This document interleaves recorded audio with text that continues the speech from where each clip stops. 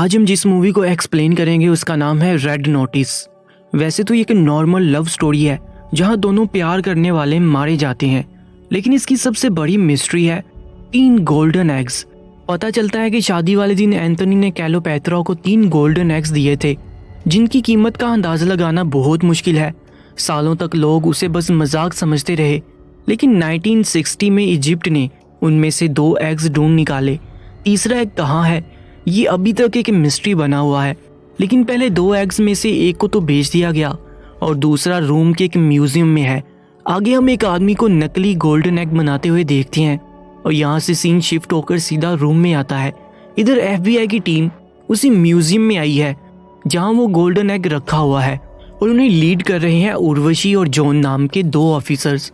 Urvashi museum के manager को फौरन उसे खाली करने के लिए कहती है, क्योंकि जॉन की इन्फॉर्मेशन के अकॉर्डिंग नोलान नाम का चोर उस एग को चुराने वाला है। जॉन यहाँ उस एग को चेक करता है और कहता है कि नोलान अपना काम कर चुका है और ये एक नकली है। मैनेजर को इस पर बिल्कुल यकीन नहीं होता और तब जॉन एक बच्चे से कोल्ड ड्रिंक लेकर उस एग के ऊपर डालता है, जिससे देखते ही देखते वो पिघलना शुरू हो जाता है। उर्वशी फौरन रूम को सील करने को कहती है और यहाँ हम नोलान को देखते हैं जो ये सब देखकर वहाँ से भाग खड़ा होता है। जॉन और उर्वशी उसे पकड़ने की बहुत कोशिश करते हैं, लेकिन नोलान उन्हें चकमा देकर वहाँ से निकल जाता है और जॉन और पूरी FBI की टीम उसे देखती रह जाती है। आगे का सीन 56 घंटे के बाद बाली शहर का है, जहाँ हम नोलान को इसके ठिकाने पर जाते हुए देखते हैं। वहाँ वो जैसे ही एग बाहर निकालता है, उसे पीछे से जॉन की आवाज़ आती है। पता चलता है कि वो पूरी टीम लेकर उसे पकड़ने आया है और जब से नोलान ने चोरी करना शुरू किया तब से लेकर उसकी अब तक की पूरी हिस्ट्री जानता है। नोलान के पूछने पर उसे बताता है कि ये सब उसे बाइशॉप ने बताया है, जो उसे नोलान के हर मूवमेंट की खबर देती है और म्यूजियम वाली इन्फॉर्मेशन भी उसी ने दी थी। फिर वो लोग उसे और एग को अलग अलग गाड़ी में डाल देते हैं ताकि वो फिर से उसे चुरा कर ना भाग पाए। जॉन अपने एक ऑफिसर को एग की जिम्मेदारी देता है, लेकिन पता चलता है यही बाइशॉप है जो खुद भी एक चोर है। वो असली एग को नकली से रिप्लेस कर देती है और फिर वहां से बचकर निकल जाती है। आगे का सीन 32 घंटे बाद रूम का है, जहां पर उर्वशी जॉन को बताती है कि गाड़ी में नकली एग मिला था और FBI को शक है कि इन सब में उसी का हाथ है। जॉन उसे समझाने की बहुत कोशिश करता है, लेकिन उर्वशी उसे अरेस्ट करके रशिया के एक जेल में डाल देती है। यहाँ वो देखता है कि नोलान भी उसी सेल में है, जो उसे देखकर बहुत खुश होता है। आगे नोलान उसे बताता है कि कैसे इजिप्ट के एक बिलियनर ने शर्त रखी है कि वो अपनी बेटी की शादी में 3 गोल्डन एग्स गिफ्ट करना चाहता है और जो भी ये काम करेगा वो उसे $300 मिलियन देने वाला है।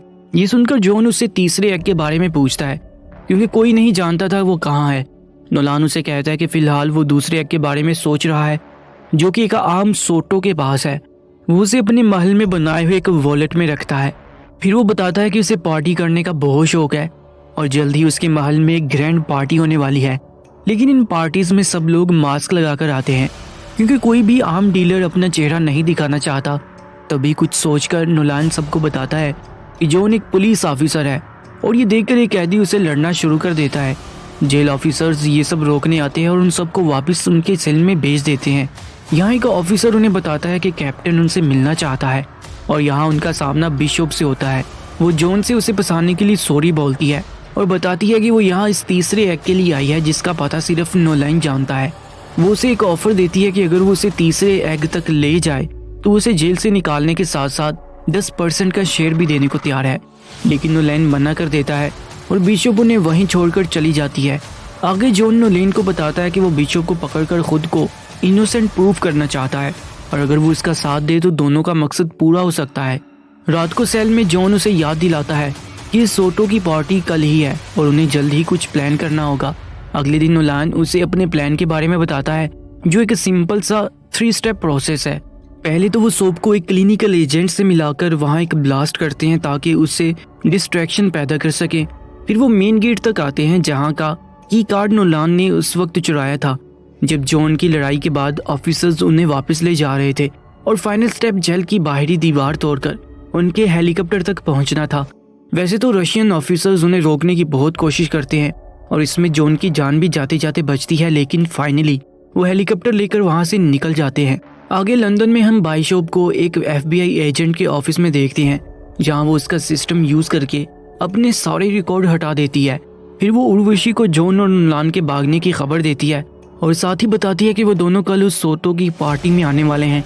इधर नोलान अपने एक पुराने दोस्त के जेट से उस सोटो की पार्टी में निकल जाते हैं, जहाँ नोलान जॉन को अपना पूरा प्लान समझाता है कि कैसे उन्हें सोटो के गार्ड्स और कैमरा से बचते हुए उसके वॉल्ट तक पहुंचना होगा, जो कि टाइटेनियम से बना हुआ है, और इसीलिए उसे सिर्फ सोटो की आवाज़ और फेस कैम ही खोल सकते हैं।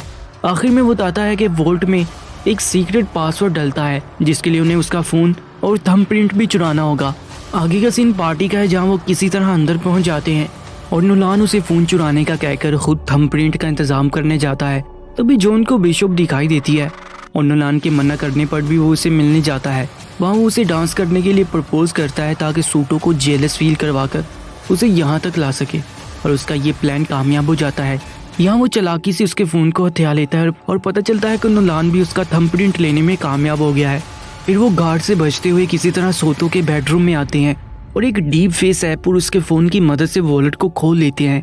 इससे पहले कि वो अंदर जा पाते उन्हें पकड़ने उर्वशी आ जाती है, लेकिन जॉन उसे धक्का देकर नोलान के साथ अंदर चला जाता है। यहाँ उन्हें वो एग दिखाई देता है, लेकिन साथ ही साथ उनकी नज़र पड़ती है बाइशॉप पर, जो उनसे पहले यहाँ तक पहुँच गई है। उनके बीच एक लड़ाई शुरू हो जाती है, जहाँ ये दोनों बाइशॉप का मुकाबला नहीं कर पाते और वो उन्हें पकड़ लेती है। तभी वहाँ सोटो अपने गार्ड्स के साथ आ जाता है और पता चलता है कि बिशप उसके साथ मिलकर काम कर रही है और ये सब उन्हें यहाँ तक लाने का एक प्लान है। वो लोग उन्हें एक सीक्रेट जगह लाते हैं, जहाँ बाइशप कहती है कि अगर नोलान थर्ड एग की लोकेशन नहीं बताएगा तो उसके दोस्त जॉन को बहुत टॉर्चर करेंगे। फिर बिशप जॉन को करंट लगाती है और सोटो उसका गला दबाने लगता है। ये देखकर नोलान उन्हें थर्ड एग की लोकेशन बता देता है, जो कि इजिप्ट की एक पिरामिड में है। बिशप सेलिब्रेट करने के लिए सोटो को शैंपियन पिलाती है, जिससे वो अपने होश खो देता है और पता चलता है बिशप ने उसे भी डबल क्रॉस किया है। बिशप जिसके पास पहले से ही फर्स्ट एग था, सोटो का एग भी लेकर वहां से चली जाती है। इधर थोड़ी ही देर में सोटो को होश आता है, जिसे सब कुछ धुंधला दिख रहा था और वो अंधाधुंध फायरिंग करना शुरू कर देता है। इससे जॉन की हथकड़ी टूट जाती है और वो नोलान को अकेला छोड़कर वहां से जाने लगता है, क्योंकि उसकी वजह से उसे बहुत टॉर्चर सहना पड़ा था। तब नोलान उसे बताता है कि उसने बिशप को गलत लोकेशन दी है और ये सुनकर जॉन उसे भी आज़ाद कर देता है। वो लोग किसी तरह वहाँ से बाहर निकलते हैं और देखते हैं कि ये एक स्टेडियम है जहाँ बुल फाइटिंग होती है। यहाँ वो फंस जाते हैं क्योंकि एक तरफ सोटो नीचे से उन पर गोलियाँ चला रहा है और ऊपर वो बुल उन पर अटैक करने वाला है, लेकिन वो दोनों यहाँ से भी किसी तरह बचकर निकल जाते हैं। आगे हम उन्हें एक ट्रेन में देखते हैं, जहाँ जॉन उससे बार बार थर्ड एग के बारे में पूछता है और उसे डराने की भी कोशिश करता है, लेकिन नोलान अपनी सेफ्टी के लिए उसे कुछ नहीं बताता। तभी जॉन उसे इमोशनल करता है और कहता है कि अगर वो उसे इनोसेंट प्रूफ करने में मदद करे तो बिशप को पकड़कर वो उसे दुनिया का नंबर 1 चोर बना सकता है। ये सुनकर नोलान उसे बताता है कि बात 1945 अप्रैल की है, जहाँ हिटलर की एक खास आदमी रूडोल्फ को थर्ड एग के बारे में पता चल गया था। वो अपना सारा सामान लेकर जर्मनी से अर्जेंटीना के लिए निकल गया, जिसमें करीब 100 टन का लगेज था। बहुत से लोग इस खजाने के लिए उसे ढूंढ रहे थे, जिसमें से एक नोलान के डैड भी थे। उनके मरने के बाद नोलान को उनके दराज से एक घड़ी मिली। ये असल में रूडोल्फ की घड़ी थी, जिसमें उसे पता चला कि तीसरा एग असल में अर्जेंटीना के जंगलों में छुपा हुआ है। वो दोनों भी वहां पहुंच जाते हैं और घड़ी में दिए कोऑर्डिनेट की मदद से सीक्रेट बंकर को ढूंढ निकालते हैं। नोलान अपने डैड की घड़ी से वहां का दरवाजा खोलता है और वो देखते हैं कि वहां काफी कीमती चीजों के साथ साथ कुछ गाड़ियां भी रखी हुई हैं।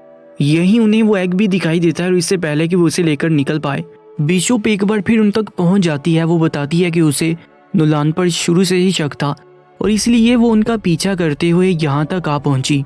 फिर वो उनसे एग देने को कहती है और तभी उर्वशी भी अपनी टीम के साथ वहां आ जाती है। उससे बचने के लिए वो तीनों एक एंटीक कार लेकर वहां से भागने लगते हैं और उर्वशी की टीम भी कुछ पुरानी कार से उसका पीछा करती है।